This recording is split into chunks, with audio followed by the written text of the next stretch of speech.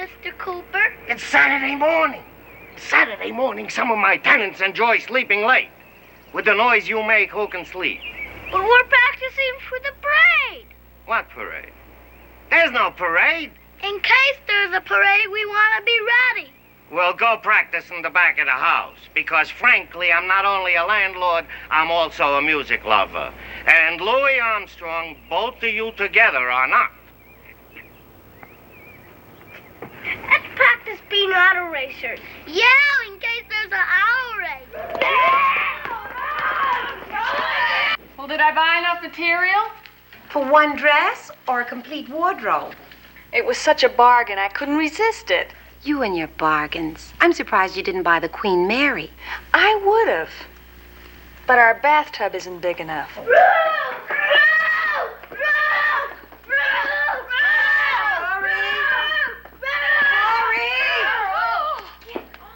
We're auto racers. Yeah, at Indianapolis Speedway. Oh, would the two of you please vroom vroom someplace else? Yes, like in Indianapolis. Ow! Darn it. I'll never get the hang of it. Of course you will. Julia, how much blood did you lose before you learned? No blood, just money. I ruined 10 patterns before I made my first potato sack. Potato sack? It started out to be a dress. I made it out of odds and ends, and it's odd where it ends.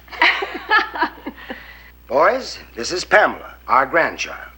She doesn't look like such a grandchild. A grandchild is a child of a child. A child can have a child. He has to have a puppy or a gopher.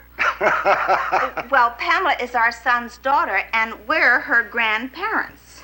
Don't you have a grandma or a grandpa? I do, but Corey doesn't even have a father. Yes, I do, but he's still at the present time. Maybe you boys would like to play with Pamela. Sure, she can be fullback. I'll teach her how to tackle guys.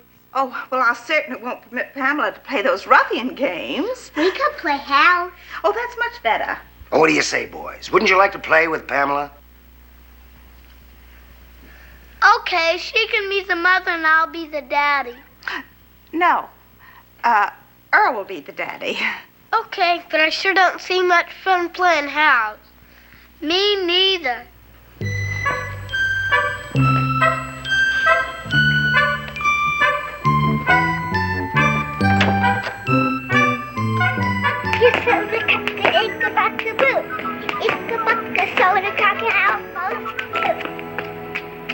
I'm tired of playing jump rope. Me too. We're not even jumping. We're just turning. Hey, I got an idea. Let's make off we're Indians and we captured a white woman. Yeah!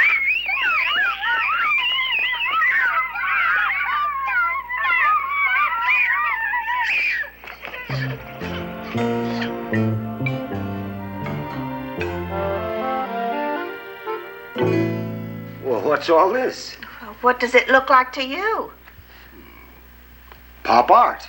But that's hardly the place for it. It's absolutely shameful. This place is turning into a ghetto. Because of a few pictures on the... Now, Bernice. It had to happen sooner or later, and this is just a beginning. Beginning of what?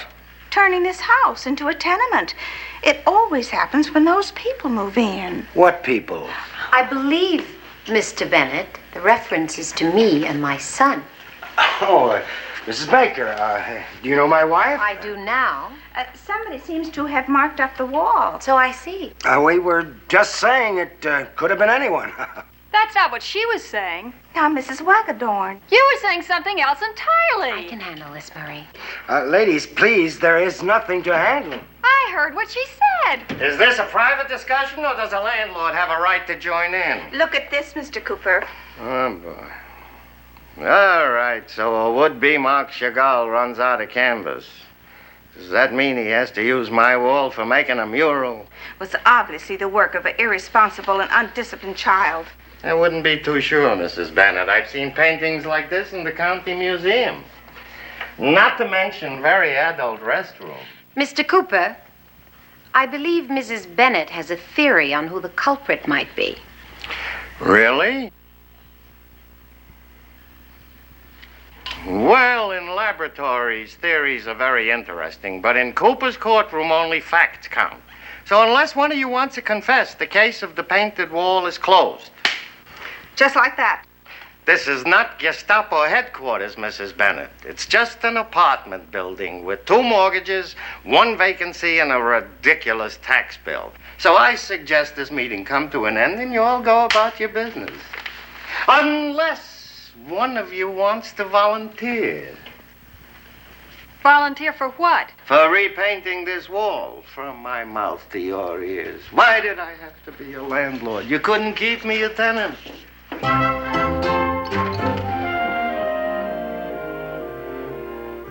You're very quiet, mister. You're quiet too, Mama. I'm busy sewing. I'm busy making hippie beats. Would you like to go to the movies this afternoon? Can Earl J. Waggedorn come with us? If his mother says it's all right. Can Pamela come too? I don't think her grandmother would give her permission. Cause we made her cry? No, Corey. I could go tell her I'm sorry we made her cry, and then maybe her grandmother would let her come with us. No, dear. Mama. Are you mad at something? The word is angry, not mad. What are you angry about? I'm angry because Mrs. Bennett thinks you marked up that wall downstairs. No, I didn't. I know you have better manners than to do a thing like that. Besides, I don't have any more of my crayons left. Where are they? I gave them to Earl J. Waggedorn, and he gave me a whistle. Oh? Only it's a busted whistle and it won't whiff. Well, maybe we can fix it. I gave it to Pamela, only your grandmother wouldn't let her play with it, so she gave it back to Earl J. Waggedorn. What did Earl give her? My crayons. I see. Does her grandmother know that? I don't know. She told me to go home. I don't think she likes me too much. Poor Mrs. Bennett is a sad lady. She thinks that you and I are different. We are different. I'm a boy and you're a lady. No, darling. What I mean is, we have dark skin. And people like Mrs. Bennett think that Afro-Americans, like you and me and Uncle Lou and Aunt Emma, that we're different. Yeah, Mrs. Bennett says we move into nice, clean places and make them dirty. Did she tell you that? I heard her tell Pamela. Our house isn't dirty. Of course not. But Mrs. Bennett doesn't know that. She's never been to our house. And it's up to you and me and all of us to help teach her and other prejudiced people how wrong they are. Yeah. What's prejudice? Let's say prejudice is when some people think that they are better than other people. Oh, does Mrs. Bennett think she's better than us? Not only that she is, but that Pamela is too. And that's why you're not to play with her. With Mrs. Bennett? No, Pamela. Oh, I don't like Pamela anyway. You don't? No, she's a drippy droop. That's not very nice, Corey. I guess I'm prejudiced too. You shouldn't be. Prejudice is what causes all the trouble in this world. Now go ask Earl if he wants to go to the movies. Yes, ma'am. Mama, Yes? why do white people put oil on them and lie on the beach and try to get dark like us? Maybe it's because they know that black is beautiful. You're beautiful, Mom. So are you, mister.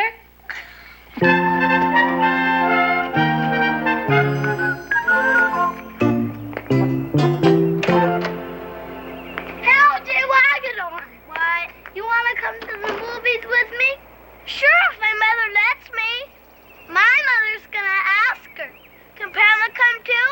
Not with me. Why not? Because she's prejudiced. You're prejudiced. I am not.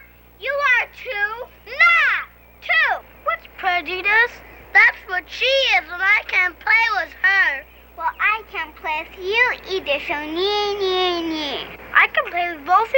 I guess I'm not prejudiced. Pamela, you come away from there and get in the house this minute. Corey, upstairs, mister, on the double.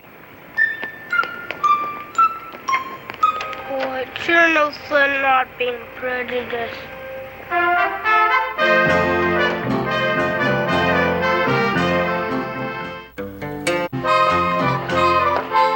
Hey, you left the boys at the movies. The kiddies' matinee. If I didn't have this wall to paint, I could have gone also. I'm sorry you have to do that, Mr. Cooper. You're sorry. How do you think I feel? I could be at the movie seeing Chapter 10 of The Monster at 8 Newark, New Jersey. I didn't know you liked the kiddies' matinee. I don't. As a matter of fact, I hate kiddies' matinees. But I hate painting more. You shouldn't have this kind of trouble. I agree. But so far, I've had it with a capital T. This building I bought as an investment for my old age. And believe me, it's getting me there fast. I do want you to know I appreciate your attitude. What attitude? Not thinking my son was responsible for that. Nonsense. If anyone is responsible, it's my son. Your son? Simon, the CPA. He's the one who made me buy this building. Mrs. Baker. Yes? About that business with Mrs. Bennett, try not to let it upset you too much. I'll try. Remember, a wise man once said, ignorance should be pitied, not punished. That sounds like Shakespeare. And that's what I thought when I made it up. Not bad. Not bad. Now let's test it for length. Funny. I've lived across the hall from Mrs. Bennett all this time, and I never knew she felt that way about people. Did you expect her to make a public announcement? Not hardly, but I thought surely she believed in open housing. To her type, my dear Marie, open housing means a tenement with broken windows, no doors, and a hole in the roof. You slay me. If you don't stand straight, I might. That paint smell is so strong, Mr. Cooper. Can't you get it over with any faster? If you care to help, grab a brush and pitch in. Oh. I suppose you know our lease expires in 2 months. Are you giving me notice you're planning to move? I hope that won't be necessary. Is something wrong with the apartment?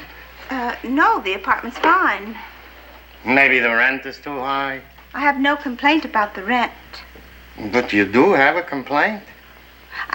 I think you know my complaint, Mr. Cooper. Unless it's the smell of paint, I'm afraid I don't. Then I'll put it more bluntly. I think you should be more careful in screening your tenants. I try to be careful. I give leases only to responsible people who pay their rent. Is that enough? For me, it's enough. It keeps out most of my relatives. What about that Baker woman and her child? They're not relatives. You have a vacant apartment, Mr. Cooper. What would you do if more of her kind wanted to move in? More people like Mrs. Baker. Well, what could I do except maybe give them a little bonus of a month's free rent? Obviously, I'm wasting my time. You don't hear a word I've been saying. Oh, don't I? Well, let me try. You're saying that by being white, you're automatically superior to people who are black, right? Well, maybe you are superior, but I'm not. Because if I'm superior, what's Edward Brooke doing in the United States Senate instead of me? If I'm superior, why didn't I get the Nobel Prize instead of Martin Luther King? And if I am superior, how come the Giants got Willie Mays playing center field instead of Sal Cooper? That's the most stupid reasoning I've ever heard. Of course it's stupid. Who do you think I am, Ralph Bunch?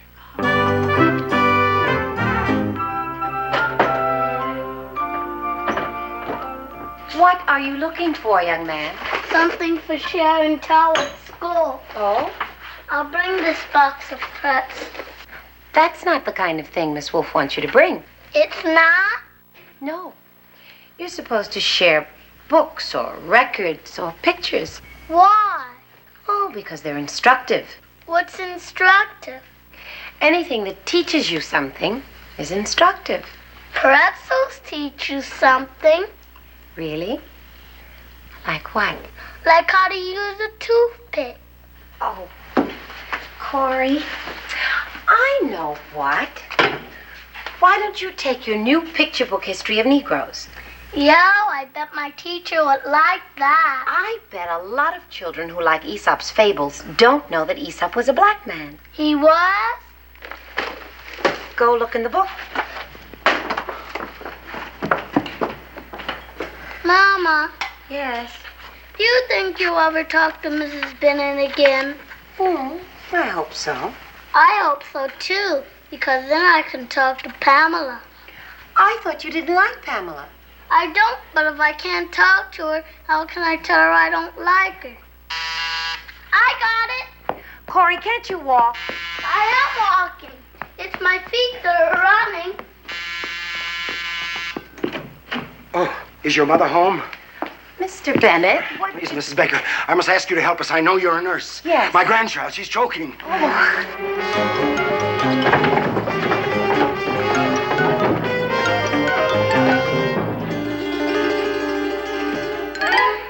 Easy now. Easy now.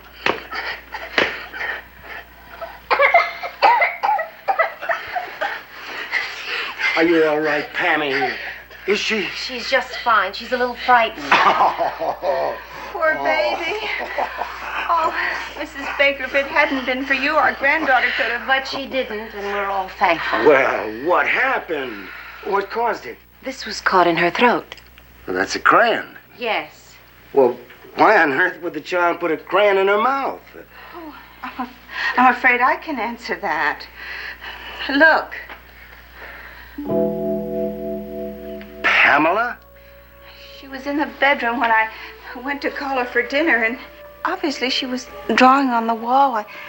She heard me coming, and she panicked for fear that I'd catch her in the act. Our Pamela. She tried to swallow the crayon. Oh, didn't you, Penny? Then it was you who marked up that wall in the lobby, young lady. That's obvious, Ralph, now. I'm sorry, Grandpa. I'm sorry, too. More than you may realize, Mrs. Baker. Much more. I didn't mean to get Earl and Corey into trouble. Honest. Mrs. Baker, I've been a very stupid woman. You've opened my eyes. I hope you can open your heart enough to forgive me. I heard some noise. What's going on here? A council of war? No, Mr. Cooper. More like a council of peace. Good. Peace is broken out. I just rented my vacancy, so I may not sell the building after all. Were you planning to? I'm always planning to sell it. The question is, who'd be crazy enough to buy it?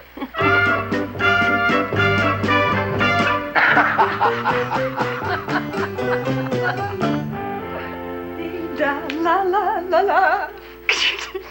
Well, what do you think? Isn't it gorgeous? It certainly is. You should feel very proud of yourself for finishing it.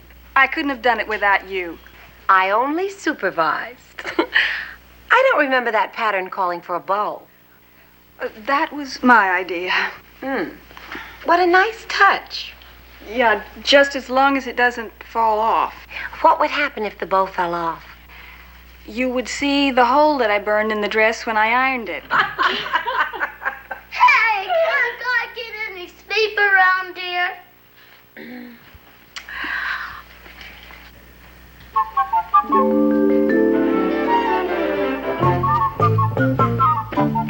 Good night, sweet prince.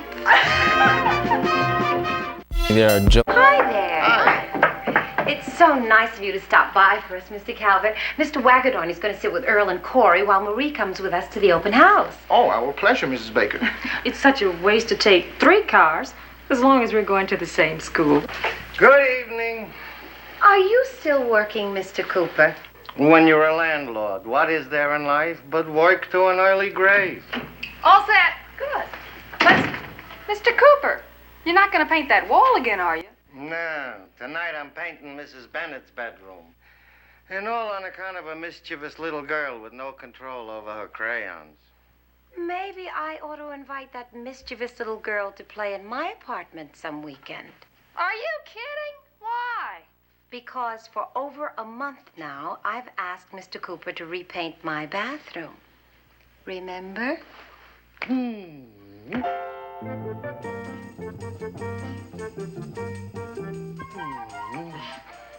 Maybe.